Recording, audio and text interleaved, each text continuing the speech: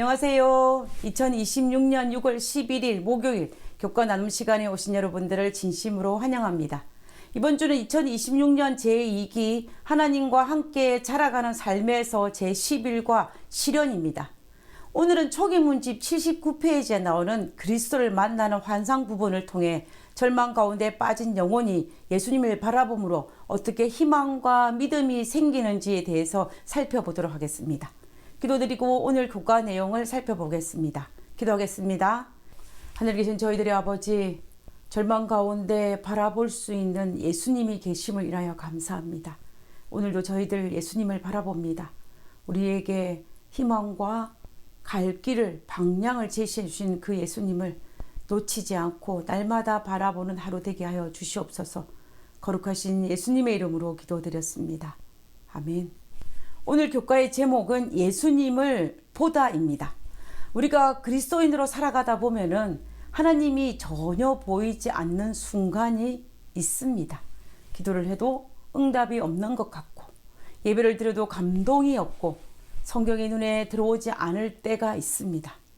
교회도 다니고 신앙도 하고 있다고는 하지만 전혀 신앙의 기쁨과 은혜와 감동이 없을 때가 있습니다.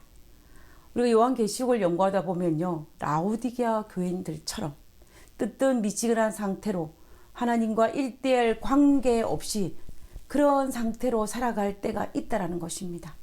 이런 시기를 우리는 영적 침체라고 부릅니다. 영적 침체의 시간은 그리스도인으로 살아가는 데 있어서 참으로 힘든 시간입니다. 그런데 놀라운 것은 이런 경험이 우리만의 이야기가 아니라는 것입니다. 성경을 보면은 믿음의 도덕들도 이런 시간을 통과했습니다. 여러분, 엘리야를 기억하실 것입니다. 열왕기상 19장에 보면 엘리야는 갈멜산에서 불이 하늘에서 내려오는 놀라운 승리의 경험을 했던 사람입니다. 바알 선지자들과 대결해서 승리했습니다. 하나님이 살아계심을 온 백성들 앞에서 증거했던 위대한 선지자였습니다. 그런데 그 밤에 이세벨이 자기를 죽인다는 그 소리를 듣고 두려움에 사로잡혀 밤새도록 도망을 갔습니다. 한참을 도망가다가 엘리야는 로뎀나무 아래에서 홀로 앉아 영적으로 완전 번아웃에 되어서 이 엘리야가 이렇게 기도합니다. 열왕기상 19장 4절에 자기 자신을 광야로 들어가 하루길쯤 가서 한 로뎀나무 아래에 앉아서 자기가 죽기를 원하여 이르되 여호와여 넉넉하오니 지금 내 생명을 거두시옵소서. 나는 내 조상들보다 낫지 못하니이다 하고 승리의 자리에서 곧바로 절망의 자리로 내려간 것입니다. 믿음의 정점에서 곧바로 깊은 영적 번아웃을 경험하는 모습입니다. 이것이 바로 연약한 인간의 모습, 우리들의 모습입니다. 엘리야처럼 큰 은혜를 경험했지만 공허해질 수도 있습니다. 그리고 엘리야처럼 하나님을 경험했지만 다시 멀게 느껴질 때도 있다라는 것입니다. 엘리야처럼 믿음이 있음에도 마음이 완전히 무뎌질 수도 있다라는 것입니다. 그리고 그 순간 우리는 스스로를 질책하게 될지도 모르겠습니다. 내 믿음이 부족해서 그런가? 내 신앙에 무슨 문제가 있는 것은 아닐까라고 자책하게 될 것입니다. 영혼이 완전히 탈진한 상태입니다. 하나님이 안 계신 것이 아니라 느껴지지 않는 시간입니다. 하나님은 그 시간에도 여전히 그들과 함께 계셨습니다. 열왕기상 19장에 엘리야가 가장 깊은 어둠에 있을 때에 하나님은 그를 버리시지 않았습니다. 오히려 그때부터 하나님께서 엘리야를 회복시키기 위한 회복의 사역을 시작하신 것을 볼 수가 있습니다. 하나님은 지친 엘리야를 먹이시고 쉬게 하시고 다시 일으키시고 그리고 호렙산으로 인도하셨습니다. 그리고 결정적으로 하나님은 그에게 나타나실 때 큰 현상으로 두려운 모습으로 나타나지 않으셨습니다. 바람도 아니고 지진도 아니고 불도 아니고 세미한 음성으로 찾아오셨습니다. 이것이 하나님의 방식입니다. 하나님은 항상 크고 강하게만 일하시는 분이 아니라는 것입니다. 오히려 가장 깊은 침묵 속에서 가장 가까이에 계신다라는 것입니다. 오늘 교과에서는 엘렌 G 화이트 초기 문집 79페이지를 통하여서 그리스도를 만나는 환상의 내용으로 우리가 미루어 볼 때에 아마 그도 동일한 경험의 시간을 보낸 것이라고 미루어 짐작할 수가 있습니다. 그녀는 분명 절망 가운데 있었습니다. 그래서 만일 예수님이 지상에 계신다면 내가 그분께 가서 내 모든 고통을 말할 수 있을 텐데 라고 탄식했습니다. 그때 한 음성이 들렸습니다. 내가 예수를 보고자 하느냐? 그분이 여기 계시다. 내가 원한다면 너를 그분을 뵐 수 있다. 내가 가진 모든 것을 가지고 나를 따라오너라.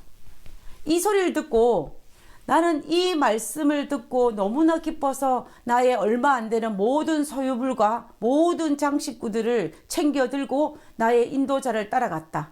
그런 나를 가파르고 약하게 보이는 계단으로 데리고 갔다. 내가 층계를 오르기 시작하자 아래를 보면서 현기증이 나서 떨어지기 쉬우니 이만 쳐다보고 올라가는 경고를 주었다. 층계를 오르고 있던 많은 사람들이 꼭대기에 이르기 전에 떨어졌다. 초기 문집 79페이지에 있는 내용입니다. 여기에서 주목해야 할 것은 비록 계단은 가파르지만 위를 바라보라 하는 그 말입니다. 아래를 보면 떨어지기 쉬우니 어디를 보라? 위를 보라는 것입니다. 이 장면은 우리의 신앙생활과 너무 흡사하다는 생각을 하지 않을 수가 없습니다. 우리가 계속 아래만 보면 어떻게 됩니까? 현실만 보이게 되고 문제만 보이게 되고 상처만 보이게 되고 실패만 보이게 되고 자기 자신만 보이게 됩니다. 그러면 결국 우리의 영혼이 무너질 수밖에 없고 우리는 번아웃을 경험하게 되는 것입니다. 하지만 하나님께서 우리에게 말씀하십니다.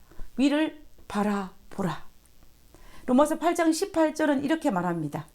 현재의 고난은 장차 우리에게 나타날 영광과 비교할 수 없도다. 지금은 어둡고 이 상황은 이해되지 않고 하나님은 멀게만 느껴지지만 그러나 성경은 지금이 끝이 아니라 더 큰 미래를 우리를 위해 준비하고 계신다라고 말씀하고 계시는 것입니다. 그래서 지금 이 상황이 너무 고달프지만 미래를 우리를 위해 준비한 영광에 비하면 아무것도 아니라고 위로하라라고 말하고 있는 것입니다. 그러므로 우리는 위를 바라보아야 합니다. 그렇지 않으면 우리가 처한 이 현실에 매몰되어서 영적 침체, 번아웃 되어서 그곳에서 빠져나오지 못할 수도 있습니다. 눈에 보이는 현실과 문제와 실패와 두려움과 이런 모든 감정들이 나를 땅으로 떨어지게 할 것입니다. 그러므로 우리는 위를 바라보는 것이 우리가 살 수 있는 길입니다. 그러면 마지막 계단에 이르러 문 앞에 서게 될 것입니다. 마지막 문 앞에 안내자는 이렇게 말합니다. 지금까지 내가 가지고 온 것들을 모두 내려놓으라고. 우리가 하나님 앞에 내려놓을 수 있는 것이 무엇일까요? 사람마다 다르겠지만 우리의 상처나 아픔, 원망과 두려움, 욕심과 자기를 사랑하는 마음, 그리고 세상에 대한 염려들을 내려놓으라는 것입니다. 수고하고 무거운 짐 자들아 다 내게로 오라 라고 말씀하지 않으셨습니까? 우리의 모든 짐들을 내려놓으면 얼마나 가볍겠습니까? 무거운 짐을 지고 힘겹게 계단을 올라갔는데 그 짐들을 내려놓을 때의 그 홀가분함은 이루 말할 수 없을 것입니다. 우리가 하늘 가는 길에 짐을 많이 지고 가며 갈수록 그 믿음의 계단을 올라가는 데 힘이 들 것입니다. 우리는 가능한 우리의 모든 짐들을 예수님께 맡기고 또 내려놓을 때에 문이 열리고 예수님을 만날 수 있을 것입니다. 우리는 여기에 중요한 영적 원리 하나를 발견할 수 있습니다. 예수님을 깊이 만나는 것은 채워서가 아니라 어떻게 하는 거냐면 비우는 것에서 출발한다는 것입니다. 붙잡고 있는 것을 내려놓을 때 우리는 주님을 만나고 주님이 우리의 눈에 보인다라는 것입니다.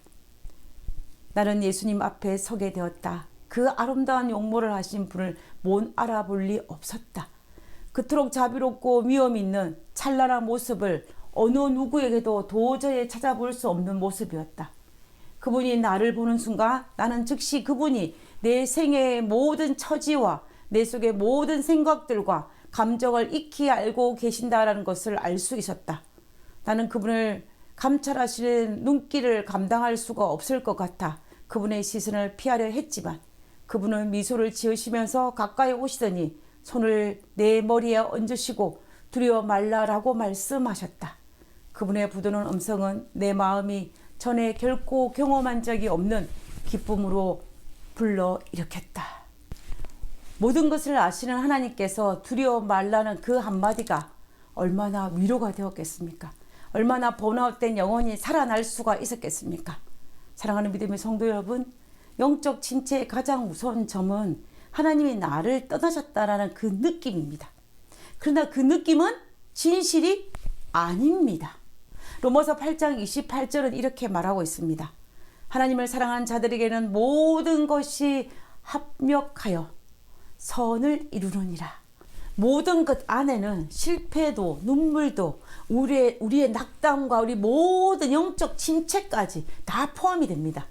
하나님은 지금도 보이지 않는 곳에서 우리의 영혼을 붙들고 계십니다. 그러므로 우리는 반드시 기억해야 합니다.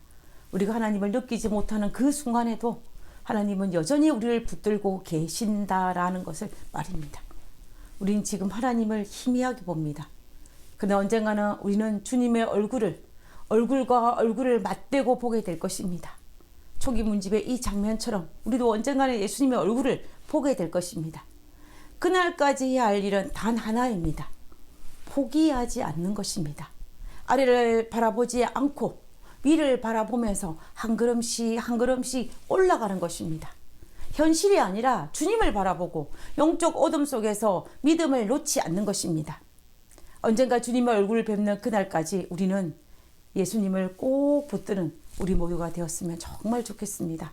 그날까지 포기하지 않는 우리 모두가 되기를 간절히 바라면서 기도하고 마치도록 하겠습니다. 기도하겠습니다. 이 땅은 어둡고 세상의 염려로 우리는 자주 주님의 얼굴을 생각하지 못하고 용기를 잃기도 합니다. 오늘 우리의 마음에 말씀해 주시고 하나님 나라에서 주님의 얼굴을 뵙는 그날까지 믿음에 굳게 설 수 있도록 우리를 도와주옵소서. 하늘에 계신 하나님, 우리가 연약하고 우리가 제때지만 그럼에도 불구하고 하늘을 향하여 한 걸음씩 한 걸음씩 오늘도 나아갑니다. 아버지, 우리를 붙들어 주시는 그 약속에 의지하여 나아갑니다. 우리가 비틀거리지만 허우적거리지만 포기하지 아니하고 하늘을 향해 나아갑니다. 우리와 함께 하심을 인하여 감사합니다. 예수님을 하늘에서 뵙는 그날까지 우리가 실족하지 않을 수 있도록 도와주시기를 예수님의 이름으로 기도드립니다. 아멘.